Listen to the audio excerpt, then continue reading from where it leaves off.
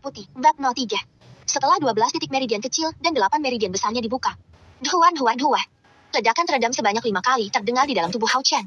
Energi spiritual yang selama ini dia serap, membuat Hao Chen menerobos ke ranah pejuang perak tahap puncak. Saat menerobos 5 tahap sekali jalan, Hao Chen merasakan lautan qi-nya semakin luas. Dia juga merasakan 12 meridian kecil dan 8 meridian besarnya mengalir energi spiritual yang melimpah. Aku menerobos, guru. Hao Chen tidak bisa menahan kegembiraannya. Hahaha. Itu semua karena 12 meridian kecil dan 8 meridian besarmu sudah aku buka. Setelah ini, kamu akan menjadi kultivator pilih tanding dalam waktu 2-3 tahun ke depan. Gojing juga tidak bisa menahan kegembiraannya. Dia menemukan seorang murid yang luar biasa. Sekarang pakai pakaianmu dan ikut aku. Gojing bangkit dan bersiap di depan sebuah cahaya berukuran bola pingpong.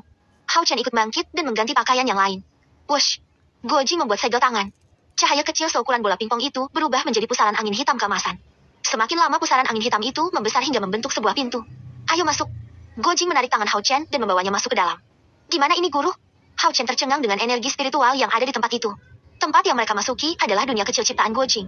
Semakin tinggi basis kultivasi Gojing, maka semakin pekat juga energi spiritual yang terkandung di dalamnya. Ini adalah dunia kecil milikku. Waktu di sini 3 kali lebih cepat dari dunia luar. Gojing menjelaskan. Dunia kecil. Hao Chen menggaruk kepala. Sudahlah. Sebaiknya kamu pergi ke kolam spiritual itu dan berendam di sana. Aku ingin menempa tubuh dan tulangmu lebih dulu. Gojing melambaikan tangan lalu menunjuk sebuah kolam berukuran 50 meter persegi. Baik guru. Jawab Hao Chen bersemangat. Dia bisa merasakan energi spiritual di kolam itu sangat melimpah. Tanpa banyak kata, Hao Chen membuka semua pakaiannya dan masuk ke dalam kolam. Setelah air kolam seukuran lutut, Hao Chen duduk dan mulai menyerapnya. Di dunia luar. Saat ini Hao Duanlin dan kedua kaki tangannya sudah kembali ke klan Hao. Saat melihat Hao Ming, Hao Duanlin tidak merasa bersalah sama sekali. Namun dia melihat Hao Ming seperti mencemaskan sesuatu. Meski begitu, Hao Duanlin tetap bersikap datar dan melewati Hao Ming. Sesampainya di rumah, Hao Duanlin langsung disambut dengan pertanyaan seorang wanita parubaya. Bagaimana Laina? Apa kamu sudah menghabisi sampah klan itu? Seorang wanita parubaya melempar pertanyaan begitu Hao Duanlin masuk. Dia adalah Yin Yin, ibunya Hao Duanlin. Hahaha, aku sudah menyingkirkan sampah itu, Bu. Sampah itu tidak akan pernah kembali lagi dan mengotori klan. Hao Duanlin menjawab dengan tertawa. Bagus Laina, akhirnya klan kita bersih dari sampah itu. Ibu sangat malu jika berbelanja di kota. Orang-orang selalu merendahkan ibu karena si sampah itu. Hao Yin Yin berkata dengan jijik. Ibu tenang saja. Mulai saat ini, tidak ada lagi yang merendahkan ibu. Balas Hao Duanlin tersenyum puas. Baguslah. Sebaiknya kamu fokus berlatih dan tingkatkan basis kultivasimu. 2 tahun lagi Sekte Naga Langit akan mengadakan kompetisi penerimaan murid di kota Perak. Hao Yin Yin menatap Hao Duanlin dengan penuh kasih. Jangan khawatir, Bu. Dalam waktu 2 tahun ini, aku yakin bisa menembus ranah pejuang perak tahap puncak dan bisa menjadi murid Sekte Naga Langit. Balas Hao Duanlin dengan penuh percaya diri. Sekte Naga Langit adalah salah satu sekte besar di jantung benua teratai putih. Setiap 5 tahun sekali, Sekte Naga Langit mengirim utusan di setiap kota untuk merekrut murid baru. Bahkan kota kecil di pinggiran wilayah selatan pun didatangi utusan untuk mencari bakat tersembunyi di seluruh pelosok benua teratai putih. Terakhir kali Sekte Naga Langit datang ke kota Perak adalah 3 tahun lalu. Artinya hanya tersisa 2 tahun lagi. Sehingga semua remaja berusia di bawah 20 tahun bersiap-siap untuk mengikuti acara perekrutan itu. Di dunia kecil Gojing, waktu terus berlalu. Tanpa terasa 6 bulan sudah Hao Chen berendam di kolam spiritual. Saat ini fisik dan tulang Hao Chen meningkat dengan pesat. Bahkan basis kultivasinya juga telah menerobos ranah pejuang emas tahap awal. Meski begitu, dia terus menyerap energi spiritual yang meluap-luap di kolam spiritual itu. 6 bulan kemudian, kekuatan fisik dan tulang Hao Chen telah mencapai ke puncaknya. Basis kultivasinya juga kembali naik 1 tahap. Saat ini, basis kultivasi Hao Chen telah berada di ranah pejuang emas tahap menengah. Dengan basis kultivasi dan kekuatan fisiknya saat ini, Hao Chen bisa menghadapi lawan pejuang berlian tahap awal dengan sedikit usaha dan mengimbangi tahap menengah dengan kekuatan puncak. Meski begitu, basis kultivasi Hao Chen ini biasa-biasa saja jika dia berada di jantung benua teratai putih atau di benua timur dan utara.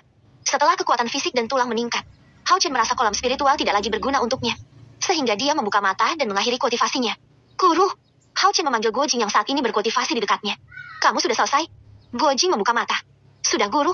Jawab Gojing. Baiklah. Sekarang ikut aku. Gojing bangkit dan membawa Hao Chen ke sebuah kolam spiritual lainnya di puncak gunung yang tidak jauh. Kembali berendam di kolam itu. Serap energi spiritual di kolam itu hingga kamu merasa kolam itu tidak berguna lagi. Perintah Gojing. Baik guru. Hao Chen langsung masuk tanpa bertanya panjang kali lebar. Waktu terus berlalu. Tanpa terasa 2 tahun telah berlalu dengan cepat. Saat ini kolam spiritual tidak bermanfaat lagi bagi Hao Chen. Basis kultivasi Hao Chen telah menerobos hingga ranah pejuang berlian tahap puncak. Hao Chen menerobos 5 tahap dalam waktu 2 tahun ini. Kini Hao Chen telah berada di dunia kecil itu selama 3 tahun. Atau setara dengan 1 tahun dunia luar. Artinya usia Hao Chen sudah 16 tahun. Bagus Chana. Gojing menganggukkan kepala. Sudah saatnya aku menurunkan kitab segel ilahi padamu. Ucap Gojing mengeluarkan sebuah kitab dari cincin penyimpanan. Pelajarilah kitab segel ilahi ini. Kamu tidak akan meninggalkan tempat ini hingga menguasai kitab segel ilahi dan beberapa kitab tingkat langit lainnya. Ucap Gojing serius. Dalam tingkatan kitab bela diri dibagi menjadi beberapa tingkatan. Tingkat perak, tingkat emas, tingkat berlian, tingkat bumi, tingkat langit. Tingkat surgawi. Tingkat dewa. Kitab segel ilahi yang diberikan Guojing adalah kitab yang berada di tingkatan tingkat surgawi. Meskipun hanya berada di tingkat surgawi, namun kekuatan serangan kitab segel ilahi itu seimbang dengan kitab tingkat dewa. Baik, Guru. Hao Chen mengambil kitab dan mulai mempelajarinya. Baiklah. Aku akan mengunjungimu setelah kamu menguasai kitab ini. Guojing langsung menghilang dari pandangan Hao Chen. Tidak ingin membuang waktu, Hao Chen langsung mempelajari kitab segel ilahi.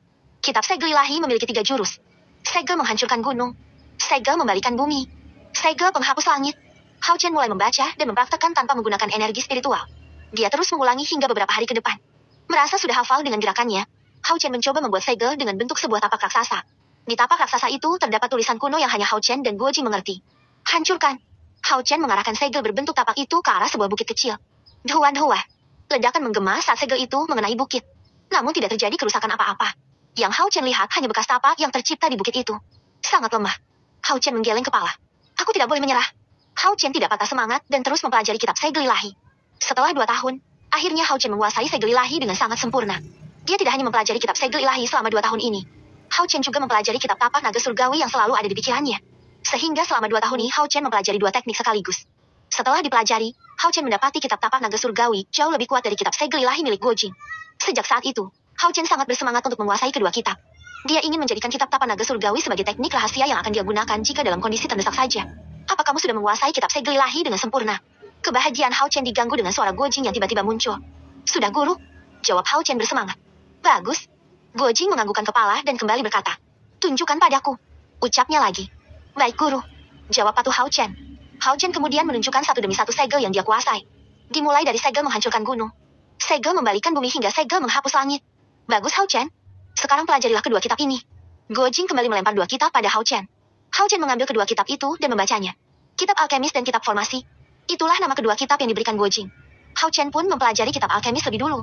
Dimulai dari nama tanaman dan khasiatnya. Setelah sebulan, Hao Chen menguasai semua nama tanaman untuk menyuling pil peledak energi, pil pondasi, pil pemulihan, dan pil pengumpul ki. Selanjutnya Hao Chen mencoba menyuling pil peledak energi. Namun dia gagal berkali-kali. Guojing hanya menggeleng kepala melihat Hao Chen yang membuang-buang sumber daya yang berharga itu. Namun dia tidak memarahinya. Bagaimanapun juga, Hao Chen masih di tahap belajar. 3 bulan kemudian, Hao Chen berhasil menjadi alkemis bintang keempat. Artinya dia bisa menyuling pil emas yang bisa digunakan kultivator ranah pejuang kaisar ke bawah. Sebenarnya, jika Hao Chen ingin menerobos ranah pejuang raja, dia bisa melakukannya dengan menggunakan pil peledak energi emas. Namun dia tidak ingin melakukannya untuk saat ini. Hao Chen ingin mempelajari teknik bertarung, alkemis dan juga formasi lebih dulu. Bagaimanapun juga, saat ini dia sudah menjadi salah satu kultivator tingkat menengah dengan basis kultivasi pejuang berlian tahap puncak. Setelah menjadi alkemis bintang 4, Hao Chen lanjut mempelajari kitab formasi. Dalam kitab itu ada 5 teknik formasi. Formasi penghancur formasi. Formasi pembunuh dewa. Formasi penjara jiwa. Formasi perisai naga. Formasi ilusi. Formasi penghancur formasi adalah teknik untuk menghancurkan formasi lawan. Formasi pembunuh dewa adalah teknik untuk menyegel musuh dalam kelompok. Namun radius dari formasi pembunuh dewa ini hanya 100 meter persegi. Formasi penjara jiwa adalah sebuah teknik yang membuat seseorang yang jiwanya ditanyai di atas kawah api. Sehingga orang yang terkena formasi ini sangat ketakutan. Formasi perisai naga adalah sebuah teknik pertahanan. Jika menghadapi lawan yang tangguh, maka formasi ini bisa digunakan untuk menahan serangan lawan. Bahkan formasi ini bisa menahan serangan musuh 3-4 tahap di atas pengguna. Formasi ilusi adalah teknik bersembunyi untuk melarikan diri atau menyelinap. Teknik ini sangat kuat biasa menurut Hao Chen. Jika dia bisa menguasai semua teknik formasi ini, dia merasa sangat luar biasa. Hao Chen pun mulai mempelajari kitab formasi. 3 bulan kemudian, Hao Chen berhasil menguasai kelima teknik formasi dengan sangat sempurna. Bahkan Guojing sendiri tercengang melihatnya. Saat dia mempelajari kitab itu dulu, Guojing membutuhkan waktu 1 tahun. Namun Hao Chen hanya membutuhkan waktu 3 bulan. Kamu sangat berbakat, Chen. Ucap Guojing memuji dengan tulus. Terima kasih, Guru. Tapi ini semua karena ajaran Guru. Balas Hao Chen merendah. Ya sudah. Sekarang pelajarilah beberapa kitab tingkat langit ini. Kamu jangan terlalu sering menggunakan teknik segel ilahi di luar sana. Pesan Guojing. Baik, Guru. Hao Chen pun mengambil beberapa kitab tingkat langit dan mulai mempelajarinya. 5 bulan kemudian, Hao Chen berhasil menguasai 2 kitab tingkat langit. Yaitu kitab pedang bayangan dan kitab pedang surgawi. Aku tidak menyangka kamu bisa mencapai ini semua hanya dalam waktu 6 tahun saja. Ucap Guojing tidak percaya. Hao Chen bisa mencapai ranah pejuang berlian tahap puncak. Menguasai teknik segel ilahi, menjadi alkemis bintang 4. Menguasai teknik formasi dan 2 kitab tingkat langit lainnya hanya dalam waktu 6 tahun. 6 tahun di dunia kecil sama dengan 2 tahun dunia luar. Terima kasih, Guru. Aku tidak akan mencapai ini semua tanpa Guru. Balas Hao Chen tulus. Jika bukan karena Guojing, mungkin dia sudah mati di dasar jurang itu. Ya sudah. Sudah saatnya kamu meninggalkan tempat ini. Guojing berkata dengan berat hati. Guru, apakah kita akan berpisah? Hao Chen mengerutkan kening. Benar, kita akan berpisah. Guojing menganggukkan kepala. Beberapa hari lagi Sekte Naga Langit akan mengadakan kompetisi perekrutan murid baru. Ikutilah kompetisi itu dan jadilah murid Sekte Naga Langit. Sekte itu didirikan olehku. Aku ingin kamu menjadi bagian dan menjaga sekte naga langit untukku. Selain itu, kamu akan memiliki teman baru dan tempat berlatih yang baru. Kamu juga akan memiliki pengalaman bertarung jika sering mengambil misi sekte. Go Jing menjelaskan tentang dunia luar dan sekte naga langit yang ternyata sekte yang dia dirikan. Setelah mengatakan itu, Go Jing memberikan satu buah cincin penyimpanan pada Hao Chen dan kembali berkata, "Aku sudah memberikan belasan setel pakaian untukmu. Segera bersihkan dirimu dan ganti pakaianmu. Kita berpisah setelah kamu membersihkan diri dan mengganti pakaian." Ucap lanjut Go Jing. "Baik, guru." Hao Chen mengambil cincin penyimpanan dan pergi membersihkan diri di air terjun yang tidak jauh dari tempat itu. Beberapa saat kemudian, Hao Chen kembali dengan pakaian baru. Dia terlihat sangat tampan seperti Arthur saat berusia belasan tahun. Untuk usia, saat ini usia Hao Chen sudah 17 tahun. Dia tidak tahu apakah ada yang masih mengenal dirinya atau tidak. Dengan kekuatannya sekarang, Hao Chen mengalami banyak perubahan. Setelah keluar dari dunia kecil, Guo Jing membawa naik Hao Chen ke atas dan keduanya keluar dari jurang. "Jangan lupa untuk terus tingkatkan basis kultivasimu.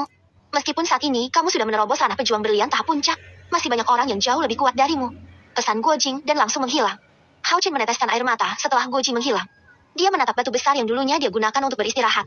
Saat mengingat Hao Duanlin dan kedua kaki tangannya, niat membunuh yang sangat kuat merembes keluar dari tubuh Hao Chen. "Hao Duanlin, tunggu pembalasanku," gumam Hao Chen dengan niat balas dendam. Hao Chen pun melompat ke atas pohon dan pergi ke kota perak. Karena belum bisa terbang, Hao Chen hanya bisa melompat dari satu pohon ke pohon yang lain. Ranah kultivasi benua teratai putih atau alam bawah. Pejuang baja, pejuang perunggu, pejuang perak, pejuang emas, pejuang berlian, pejuang raja, pejuang kaisar, kaisar suci, satria suci, setengah dewa. Setiap ranah memiliki 3 tahapan, yaitu tahap awal, menengah dan puncak.